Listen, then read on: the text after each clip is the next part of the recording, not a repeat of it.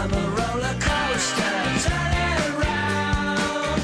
What is up, guys? It is Coasters and Things here today, and I'm reviewing Copperhead Strike at Carowinds. This is a Mack Rides launch coaster, and it opened in 2019 as the headlining attraction in the new Blue Ridge Junction section of Carowinds.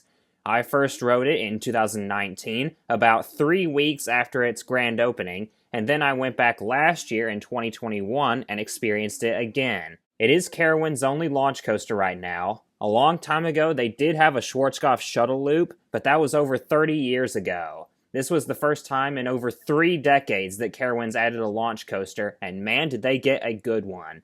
As you'll find out in this review, this is a very fun coaster. So you approach Copperhead Strike, and I gotta say, Carowinds knocked it out of the park with this new area. The first time I went to Carowinds was before this coaster was built, and this area of the park was really outdated. It was not a part of the park you wanted to be in. So Carowinds completely went all out with this new area. You've got a set of flying scooters here, and there was also blue ice cream added to this part of the park.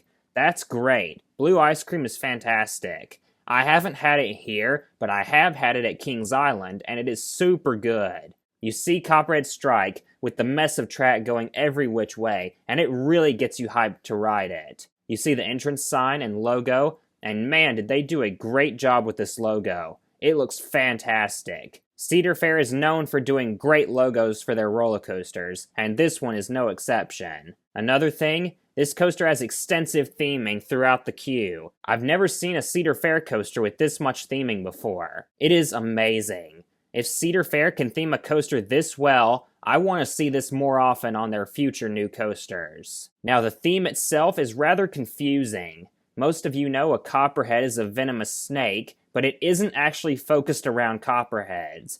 Here's how the theme goes. It's about Granny making jam in this rundown farm in the Blue Ridge Mountains. The area has lots of copperheads, so you have to be careful. When you discover her headquarters, you realize her jam isn't really jam. Instead, it's alcohol and a distillery made of copper. Then you're told to get out of there, and you escape in your getaway vehicle. That's the theme. Yeah, I know, really weird. So you go through the heavily themed queue line, get up into the station, and you step into your trains. These are some of the best looking coaster trains ever. The front of them are designed to look like black trucks. There's 3 trains with 8 rows, 16 passengers per train. You sit down, pull down these lap bars, and a couple of things about Mack Rides lap bars. They are very big, but they are very comfortable. Now, the ride ops do tend to staple you, but that's because this coaster has so much hang time. Also, these lap bars have grab handlebars in the front, which look a little awkward, but are convenient. So after you get the all clear to dispatch, this coaster starts with a bang. You go through a Jojo Roll, one of only 2 in America, and one of the few in the world. I remember when I first saw the animated POV of this coaster when it was announced, and I was like, holy crap, it's gonna have a Jojo Roll. Talking about the Jojo Roll, oh my gosh, this might be one of the greatest moments of hang time out there. It is unbelievable. You just go through it so slowly. I love just putting my arms up, and with only a lap bar, you feel like you're just gonna fall out of the train straight onto your head. But of course you're completely safe. So yeah, the Jojo Roll, fantastic. What a way to start a ride. Immediately following, you turn into the barn. This was obviously taken after the shed on Mystic Timbers, and I must say, this barn fixes every problem people ever had with the shed. The barn is so heavily themed, and it's amazing. It looks like you're in a distillery. Another thing, with the shed on Mystic Timbers, because it's at the end, it kinda leaves a disappointing end to a great ride. But because the barn is at the beginning of Copperhead Strike, it gets you excited for the ride that's to come. You then start to hear the engine rev up, you get hyped up, and then you launch out of the barn. Now the launch is not very forceful. Mack Rides launches are more gradual, still very fun indeed, just not really intense. Other types of launches, including hydraulic launches, air compressed launches, and LIM launches, are far more intense than this launch. But anyways, you accelerate from 0 to 42 miles an hour, and you launch straight into a vertical loop, one of 2 vertical loops on the ride. Now remember, this is actually the second inversion, not the first. You get some outstanding hang time right here. And this loop is almost a perfect circle. If it's not a perfect circle, it's very close. This reminds me of Schwarzkopf vertical loops, how circular those things are. Most vertical loops form a raindrop shape. Now, Schwarzkopf loops are very intense. These loops are more gradual. Anyways though, the hang time is great. After that, you go over an airtime hill. The airtime on this hill is pure ejector. The first time I rode this, I was shocked to find out that the airtime is comparable to RMC airtime. This is one of my top 3 favorite moments on Copperhead Strike. You then go through a corkscrew, and this corkscrew is surprisingly whippy. You go through it pretty fast. That being said, of the 5 inversions, this is my least favorite just because the other 4 all give great hang time. You then turn to the right, and then back around to the left, and up over another ejector hill. Now this one isn't quite as good as the first ejector hill, but still solid. You then come down and go through the second launch.